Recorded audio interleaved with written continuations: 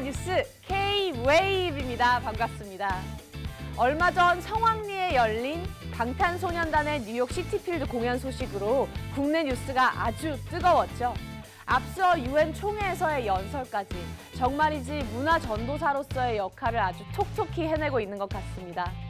앞으로도 계속해서 제2, 제3의 방탄소년단이 나와서 한류가 글로벌 대중문화의 대세가 될 수 있으면 좋겠습니다. 그럼 이번 주 K-웨이브도 핫 이슈로 출발합니다.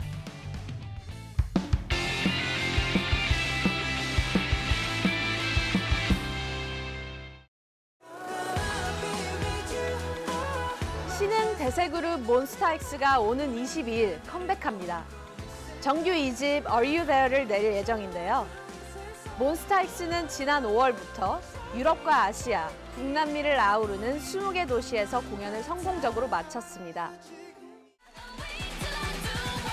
그룹 블랙핑크의 뚜두뚜두 뮤직비디오가 공개 112일 만에 유튜브 4억 뷰를 돌파했습니다.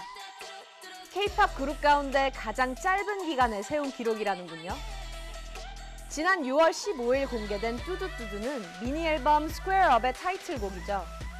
강렬한 리듬과 총을 쏘는 듯한 안무가 화제가 됐습니다.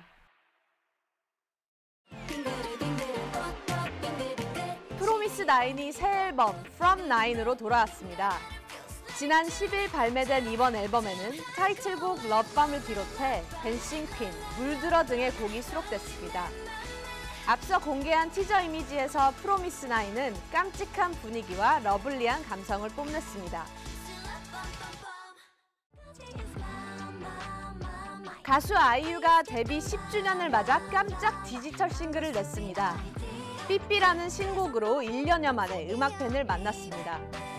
아이유는 매혹적인 목소리와 결합된 뮤직비디오에서 컬러풀하고도 자유분방한 매력을 발산했습니다. 그룹 세븐틴이 지난 6월 시작된 해외 투어를 성공적으로 마쳤습니다. 홍콩과 자카르타, 싱가포르, 쿠알라룸푸르, 마닐라, 타이페이까지 모두 8개 도시에서 16회 공연을 치렀는데요. 전회차 매진을 달성하며 세븐틴의 인기를 입증했습니다.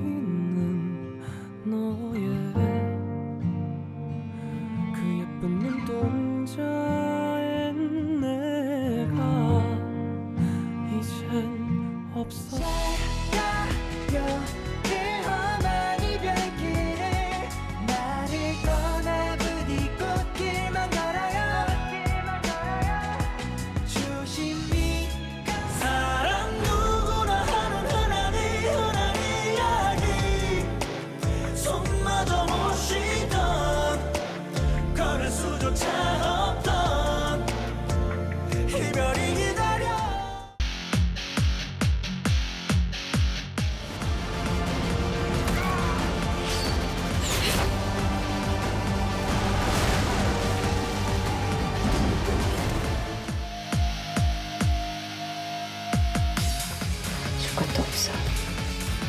대신 네 옆에 있을게.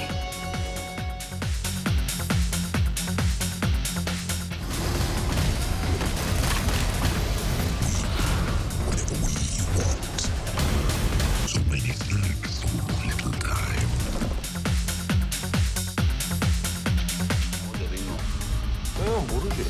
네가 죽여서 묻었다고 말했잖아. 그거야 행님이 시작했을 거 아니야? 정말 정태라. 딱 하루만, 아니 반나절만 시간을 주시.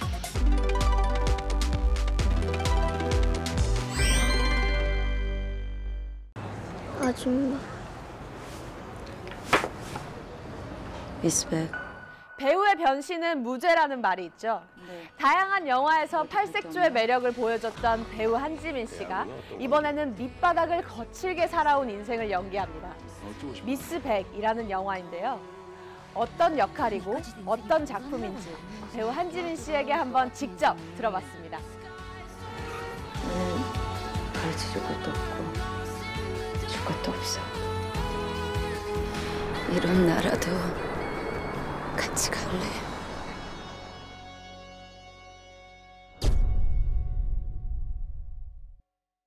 요즘 시대에 되게 많이 일어나는 아동학대 문제를 다룬 영화예요. 그래서 제가 맡은 미스백 캐릭터는 이제 어린 나이에 좀 버림을 받고 또 전과자로 낙인이 찍혀서 의도치 않게 세상과 문을 닫고 살아가던 여자가 이제 정말 자신의 과거의 모습을 닮았던 아이를 보면서 외면하고 싶지만 자기도 모르게 마음이 동요되면서 마음을 열면서 그 아이로 인해서 다시 세상 밖으로 나오는 그런 이야기예요. 저 영화는 실제로 어딘가에서 일어나고 있을 법한 이야기를 다룬 거라서 영화 속 캐릭터 이런 쪽으로 이제 저희가 만들기보다는 실제로 어딘가에서 이제 살아가고 있을 법한 캐릭터들로 이제 짜려고 많이 노력을 해서 만든 영화예요. 대신 네 옆에 있을게.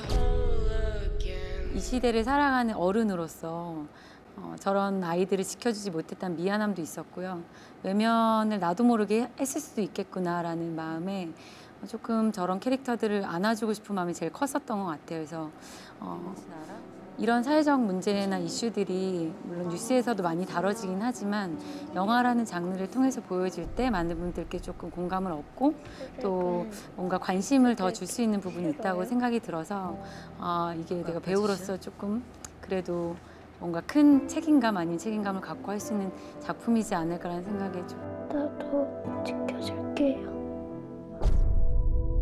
아무래도 이제 비주얼적인 부분에 대해서도 어떻게 하면 좀 더 백상아스러울까, 상아가 어떻게 살아왔냐를 좀 많이 이야기를 나누고 전과자로 살면서 나와서 사실은 이 생을 살고 싶었을까, 이 백상아가 살아온 시간을 사실 얼굴에 담고 싶었던 부분이 커요. 그래서 조금 뭐 거친 피부나 잡티 같은 것들도 이제 좀 만들게 됐었고, 노랗게 탈색된 머리나 빨간 립스틱 같은 경우는 사실은 상아가 거칠게 보여질지 모르겠지만 굉장히 다듬어지지 않은, 세상과 어떻게 소통할지 모르는 어린아이 같은 모습이 있다고 생각이 들었었어요. 그렇게 살아왔던 상아의 감정을 내가 어디까지 공감하면서 표현할까가 제일 어렵고 이제 중점적으로 고민했던 부분이었던 것 같아요. 그래서 아무리 이제 비주얼적으로 그런 거를 노력을 한들 사실 그 마음이 이해가 되지 않으면 쉽지 않잖아요. 제가 이제까지 보여줬던 이미지들 때문에 조금 많은 관객분들이 조금 이질감을 느끼실 수도 있으리라는 생각도 있었지만, 사실 그 마음 때문에 저는 지은이를 바라보고 상아를 안을 수 있는 감정이 생겼던 것 같아요. 무슨 껴들어 끝까지 책임질 거 아니면 어줍지 않게 참기 말라고. 누구나가 상처는 갖고 있는 것 같아요. 자신만의 상처. 남들이 볼 땐 크고 작고 뭐 그런 걸 떠나서 다 있잖아요. 상처를 가진 인물들이 사실 그 상처를 보듬어주고 안아줄 수 있는 사람이 한 명이라도 있다면 저렇게까지 뭔가 외롭게 처절하게 살아가지 않을 거라는 생각이 들더라고요. 근데 그것이 아이일 때는 좀 더 큰 부분인 것 같아요. 이 아이가 자라서 어른이 되고 성장해 갈 수 있는 그 미래까지도 조금 좌지우지하는 부분이 있기 때문에 아이가 있다면 그 부모로서 어른으로서 책임감이 있어야 된다고 생각이 들거든요. 그래서 이런 부분에 있어서는 어쩔 수 없이 관심을 갖는 게 이런 문제들을 조금이나마 덜 일어날 수 있게 하는 일인 것 같아서 그런 부분을 조금 많이 공감하시면서 그래도 지은이한테 백상아라는 인물이 손을 내밀어 줬듯이 마지막엔 많은 관객분들이 희망을 느끼셨으면 좋겠어요. 천국.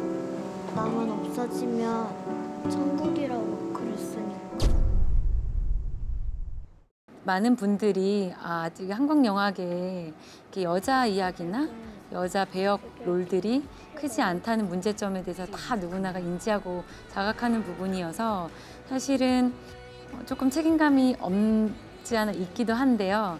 어떻게 보면 이런 영화들이 하나둘씩 나오면서 조금은 더 많은 여성 영화가 나오기를 바라는 희망도 작게나마 있기는 해요.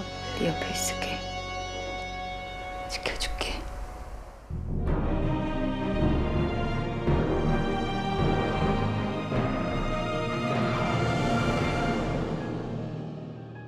좋은 영화는 명장면으로 기억되는 경우가 많죠.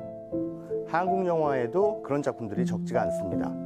오늘 소개해드릴 영화는 인상적인 단 하나의 장면으로 시대의 공기를 꿰뚫으면서 주제의식을 선명하게 드러낸 영화입니다. 박광수 감독의 데뷔작 칠수와 만수입니다. 지금 만나보시죠. 칠수와 만수는 건물 벽면의 도색 작업이나 옥상 간판을 그리는 걸로 생계를 잇습니다. 탈출구 없는 삶 속에서 벗어나 보려고 발버둥을 치지만 현실의 차가운 벽은 그들을 점점 더 좌절의 깊은 늪으로 밀어넣는데요. 어느 날 자신들이 그린 멋진 맥주 광고판 위에서 서로에게 하소연을 합니다. 난 희망 없는 놈이에요. 진화군 깨졌어요. 약혼했대요. 멋있고 잘나고 돈도 있는 학벌 좋은 친구하고요. 양심수 아버지를 둔 탓에 연좌제에 덫에 걸려 아무것도 할 수 없는 만수는 문득 자리에서 일어나 발 아래 세상을 향해 소리칩니다.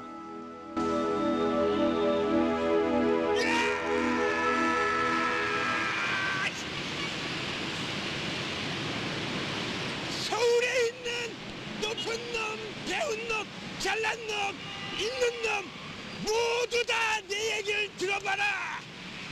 나도 말 좀 해야겠다. 이 높은 데 있을 때 큰 소리 좀 쳐보자. 난 장칠수 씨다. 난 할 말도 없고 할 말도 많은 놈이다. 정말 너는 그럴 거야? 그렇게밖에 못하겠어. 두 사람이 광고판 위에서 소리를 지르자 예기치 못한 상황이 펼쳐집니다. 아이고 두 사람 빨리 내려오세요. 저 안에 난리 난 거 안 보여? 왜 여기야? 화염병이다. 노산 문제로 인한 농성이나 자살 것 같습니다. 뭐야? 화염병을 들고 있습니다. 화염병? 두 사람이 마시던 소주병을 화염병으로 간주한 경찰. 세상을 향해 홧김에 소리를 내질렀던 두 사람의 행동은 엉뚱하게도 고공농성으로 오인을 받습니다. 너 무슨 잘못했냐? 아니요. 상황은 더욱 점입가경이 돼갑니다. 어딜 삽니까? 학생들입니까? 시연이 밝혀졌어요? 자살극이라는 말도 있던데요. 급기야 전투경찰까지 투입됩니다. 어리둥절한 두 사람. 위에 계신 두 분! 형, 우리 보러 위에 계신 두 분이래. 위에 계신 두 분! 공격을 쓰지 맙시다! 공격은 공격을 부릅니다! 내려와서 대화를 해결합시다! 우리가 무슨 폭력을 썼다고 그래? 폭력배랑은 폭력된 거야. 도대체 우리가 뭘 잘못한 이 거야? 웃지 못한 해프닝을 통해 영화 칠수와 만수는 1980년대 한국 사회를 통렬하게 비꼬고 있는데요. 1987년에 6월 민주화 운동을 막 통과한 직후였지만 여전히 권위주의가 팽배했던 당시 상황을 풍자하고 있는 거죠. 만수가 양심수의 아들이며 칠수가 미군 대상 술집 주인의 아들이라는 것은 국가와 사회가 주변부로 낙인 찍은 인물들을 상징적으로 대변하고 있습니다. 박광수 감독은 이 남다른 데뷔작을 통해 이후 90년대로 이어지는 한국 영화 뉴웨이브의 새벽이 도래했음을 알렸습니다. 영화 칠수와 만수였습니다. 최근 드라마 시장이 대단한 활기를 얻고 있죠. 얼마 전 종영한 미스터 션샤인만 하더라도 이병헌, 김태리 같은 스크린 스타들이 주연을 맡아 큰 관심을 얻었는데요. 그래서인지 많은 작가들이 드라마로 몰려 충무로에 쓸만한 시나리오가 없다는 이야기도 들리고 있습니다. 드라마와 영화 모두 함께 상생 발전할 수 있으면 좋겠습니다. 이번 주 K-웨이브는 여기까지고요. 저는 다음 시간에 돌아오겠습니다.